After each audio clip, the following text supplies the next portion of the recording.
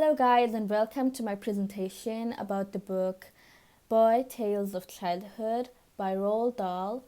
Today, I will analyze the book within its narrative structure, character development, and plot. I hope you enjoy watching. Let's start. First of all, let's take a look at the book cover. Here we can see Roald Dahl as a young boy and the principal of the all-boys school, illustrated by Quentin Blake. And yeah, I would say I'm going to begin with the general information about the book. Boy is a book written by the author Roald Dahl, who was born a long time ago on 13 September 1916. It is published in 1984. Boy is a collection of stories Roald Dahl tells in his own words about his childhood and school days. Moreover, in it, he tells us about his experiences at school in England, the idyllic paradise of summer holidays in Norway, and the pleasures and pains of the local sweet shop in Lindaf, which are all memorable to him. Furthermore, you learn about his family, people whom he has met on his journeys, and his relationships with them.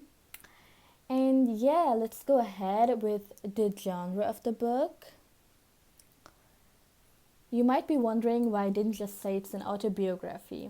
He wrote an autobiography is a book a person writes about his own life, and it is usually full of all sorts of boring details.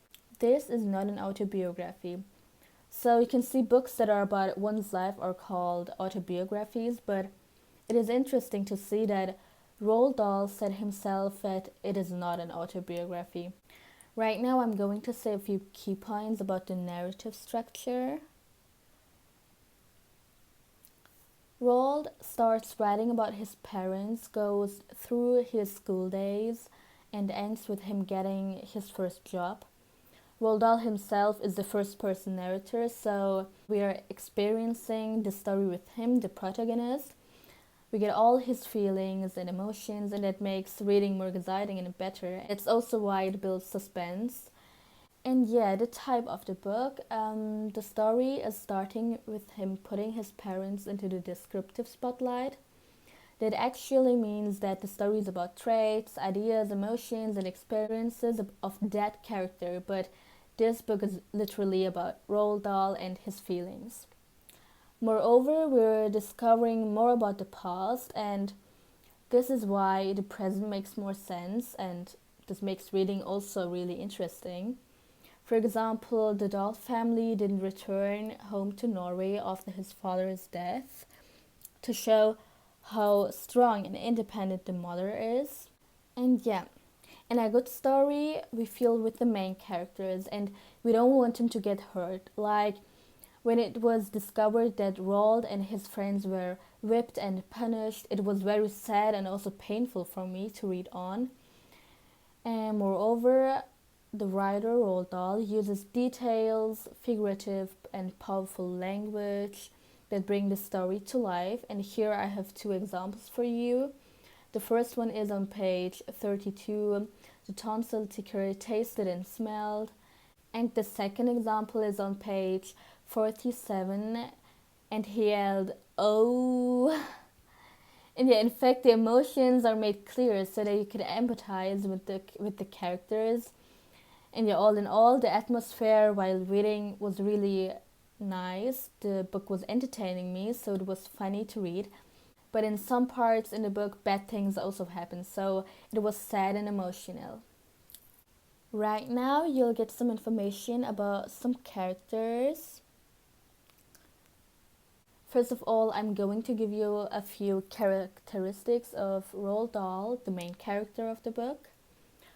Roald Dahl is a Norwegian boy who lives with his mother and siblings. He doesn't like his school, gets homesick, and he also pretends he has sickness so he can go home. He went to a kindergarten and started going to school at 6 years old.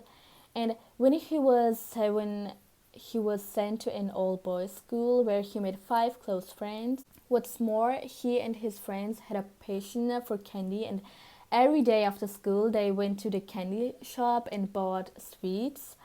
Here he seems to be a cheeky person because When he and his friends found a dead rat, he decided to put it in a jar of sweets at the candy store, which got him into trouble. And here I liked how Roald was courageous and daring enough to put that rat in the candy jar. And yeah, after realizing that life isn't that bad, Roald got a different perspective on things, and that was a turning point in his life. And yeah, let's move on with Harold Dahl. Harold Dahl is a Norwegian man who comes from a town near Oslo called Sarpsborg. Unfortunately, he had to go on with life with only one arm, and he also kept a long and involved diary. And yeah, a long time ago, he lived in Paris, where he was a shipbroker and had a wife, Mary, and two children. Mary died after their second child was born, so he moved back to Norway, where he met and married his second wife, Sophie, and had four children with her. And by the way, Roald was one of them. And yeah, Harold wanted his children to have an appreciation of beauty, so before they were born, he spent hours taking his pregnant wife on glorious walks to take in the natural splendor of the countryside. In this way, he hoped that the wonder of nature and an appreciation of it would somehow be transmitted to his unborn child. But sadly, when his eldest daughter died, he became overtaken with grief and died a month after from pneumonia at age 57. And yeah, all in all, it was too soon in the book to tell whether he was a nice person or not, but I liked how even though Harold only had one arm, it didn't stop him from living normally and having a nice life with his family, but unfortunately, he also had a tragic life. And yeah, let's go on with Sophie Magdalene Hesselberg. Sophie is Roald's mother. She was a Norwegian woman who was married to Harald Dahl and had four children with him. When she gave birth to her fifth child, she sold her big house and moved to a smaller one with her children. And here it was nice to see how independent and brave she was, because when her husband and child died, she didn't move back to her home country to get help. Instead, she stayed in Llandaff and took care of her children by herself. So she didn't let it stop her from excelling and moving on with her life. And yeah, right now I'm going to give you some characteristics about Mrs. Pratchett. Mrs. Pratchett is an old woman who works at the candy store that Dahl and his friends go to. She's a small, skinny woman who has a mustache on her upper lip and never smiles. She hates having Roald and his friends around her shop and is always mean to them. So when she notices a rat in one of her candy jars, she immediately informs the principal of the all-boys school to find out who put it there. And yeah, of course, Mrs. Pratchett is very nasty, losing no opportunity to shortchange the children with their sweets, or to generally be disparaging and unpleasant. So if that little bit isn't enough to make you read Boy, then shame on you, I love it. I mean, only Roald would remember the importance of sweets or the horror of a nasty lady behind the counter, and broke no argument when calling her a hag. And yeah, finally, I'm giving you some characteristics about Mr. Coombs. Mr. Coombs is the principal of the all-boys cathedral school. He has a harsh and weak personality because as soon as he finds out that Roald and his friends are responsible for putting the rat in the candy jar, he flogs them without even allowing them to explain themselves. That is incredibly terrible. I mean, these are still children. And yeah, all in all, Roald Dahl tries to give the readers an insight into why some of these characters are the way they are. There is a direct and explicit characterization of the different characters, so Roald Dahl tells the reader what the personality of a character is. Nevertheless, it's definitely not boring. And yeah, last but not least, the plot.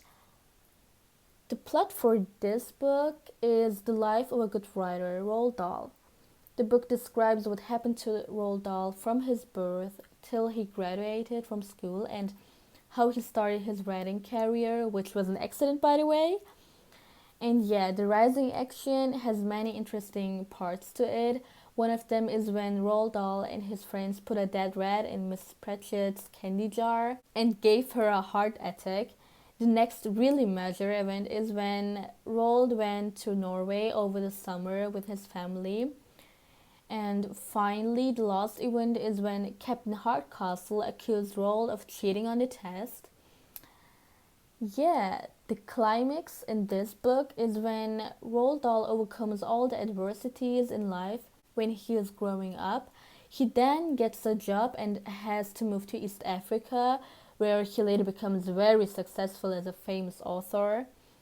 Besides, the resolution in this book is that he realizes life isn't so bad and he can make it through anything. That's also the main lesson in the story, that life isn't so hard once you get a new perspective on things. And yeah, the final point is that Roald is trying to get us to distinguish if there is an impediment or obstacle in your way. Go through, move on, and keep going for your dreams. I'm slowly coming to the end, not to tell you too much about the book. Um, Soon enough, Dahl makes the step from prep to boarding school, and here things aren't so blissful. The incomprehensible discipline, conformity, and the cruel, institutionalized ways, all of this was enforced often left Roald lonely, homesick, and afraid. And he wrote home to his mother every week, and even after countless readings of the book, I still get a sad feeling inside when I saw some of the copied letters signed Love Boy, and when I read of the horrors of the ritualized corporal punishment. Still, these times weren't without their amusements, and anyway, I've given away too much already. You should read them for yourself. Boy is written with every bit of the skill Dahl has brought to children's fiction. It is amusing, honest, and rhythmic. I literally didn't think I would like this book because I normally don't read autobiographies. Okay, it's not exactly an autobiography, but I was very surprised. I enjoyed it a lot because some of the parts in the book were very interesting. Some you were ready to flip the page. So that is why I would certainly recommend this book to people of all ages. Boy definitely will make you laugh. You get an insight in the life of a world famous author. It showed how hard his life was and the discipline he got at his younger ages. So overall, even if Dahl may not call it an autobiography, it is definitely an entertaining one. So thank you for watching this video. I hope you guys enjoyed and the video was instructive for you. Bye!